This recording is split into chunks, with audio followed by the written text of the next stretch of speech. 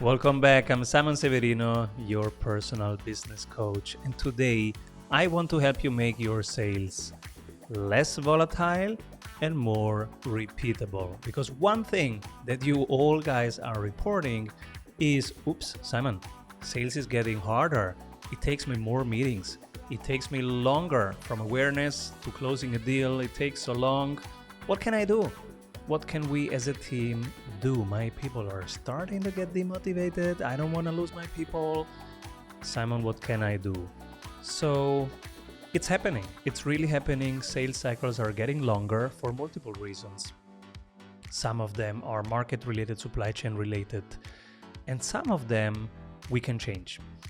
So let's look at the part that is in our control, is the language that we use, how we start the sales call, how we structure the middle of the sales call, and how we end the sales call.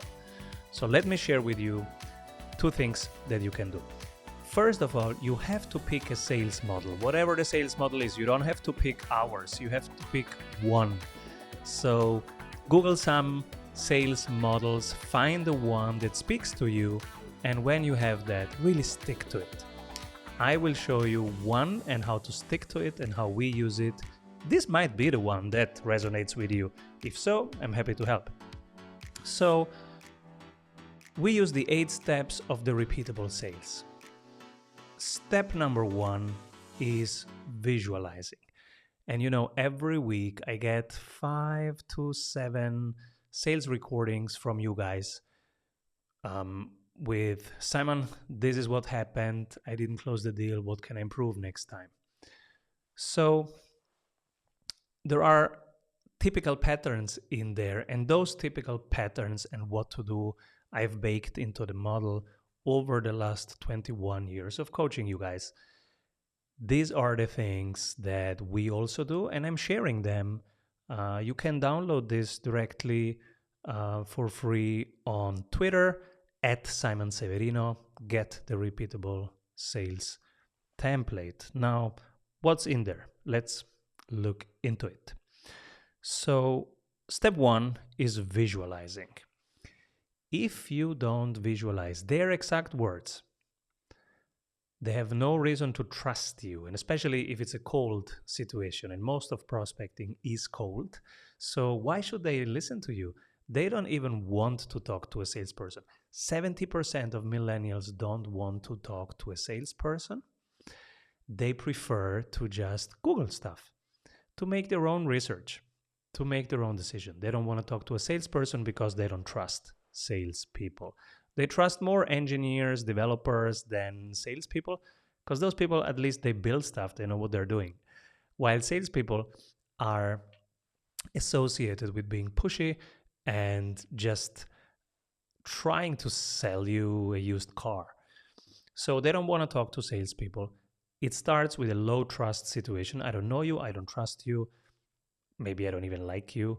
Why would I move forward? That's why it's important to visualize. When you visualize, you show them that you're actually listening, you show them that you care, and they can feel safe and understood. The basic human need is to be seen, to be heard, and to be understood.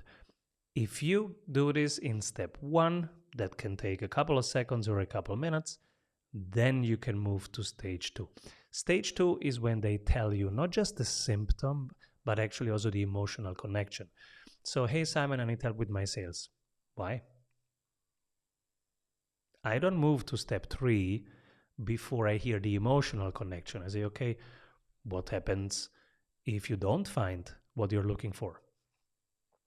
Well, then my company is at risk. And how does it feel if your company is at risk? I sleep badly.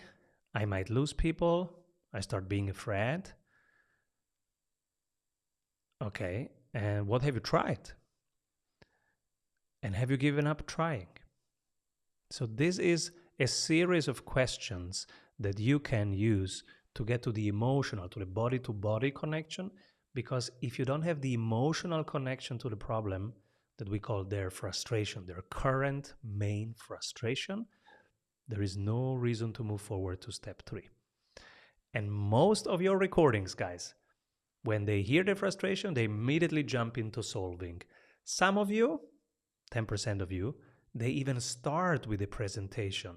That's an absolute mistake. That's a beginner mistake or a very old school way of selling. Forget that. We have established that people want a safe space where they are heard, seen, and understood. If you start with a presentation, you're just hearing, feeling, understanding yourself. And you are showing that they should actually hang up on you. So, frustration. And when we have that on the body level, now we move to the next. How important is this to you from 1 to 10? If it's above 9, you can continue. If it's below 7, you can say, is this important enough? Because when we start working, and my team is at importance level 10 and your team is at importance level 7, we will have a problem. So do we want that problem? How will we deal with that problem?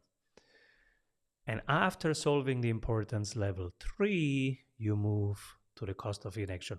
What happens if nothing happens? This is something that I have learned from Professor Clayton Christensen. He was teaching innovation class, and he showed that if you do nothing, you expect everything stays the same. But the reality is, if you do nothing, stuff gets worse, performance goes down. So if you want things to be the same next year, you better improve stuff this year, because then actually the status quo will say so. If you don't improve your sales technique, your sales processes, your sales material, your sales will go down. It will not stay the same. And this is what many of you right now are experiencing. We had some pretty fat, good years where it was easy to sell and the market was full of liquidity. Some of us, we became complacent. We did not innovate. We did not work on our sales processes, sales technique, sales material. And what happened is that the pipeline dried up. So that's why we are working, and that's why this video is happening right now. We are at step 4, and then we move to step 5, the deliverables, the scope of work, and then step 6, the investment. Now, we prefer not to talk costs, because if you have a good offer either helps them reduce costs, which is an investment, or it helps them increase sales, which is an investment. It has a high return on investment. Or it helps them gain market shares, which is also an investment. Lower return short term, but higher return long term. So you either reduce costs, increase sales, or increase market shares. And those 3 things, they aren't costs. A cost is something, you pay for a burger, you eat the burger, burger is gone. An investment, you invest into something that will create a higher return than what you have put in there. So you are creating value and you are creating wealth long term. From 6 to 7, when will we start? How will the onboarding be? And then at 7, you start sharing the statement of work that you have been visualizing all the time from step 1. But now you put it into the formal contract, which is usually a statement of work, SOW. And this statement of work, you co-create with them.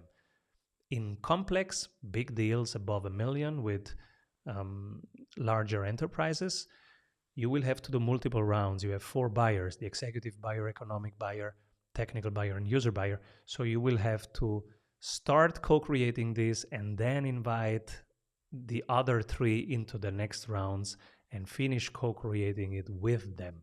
They will also bring some of their compliance standards and some things that they want to have into that contract. So that's again co-creation, and after those rounds, they will sign a multi-million deal. So we're talking here maybe months of a sales cycle for large deals, and if you are selling to business owners who can decide on their own without involving 4 other people, you can do this whole thing in 2 days to 2 weeks.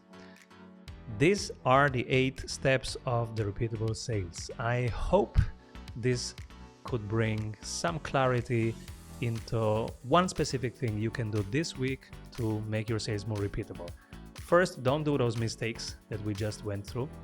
Second, pick a sales model and start practicing that.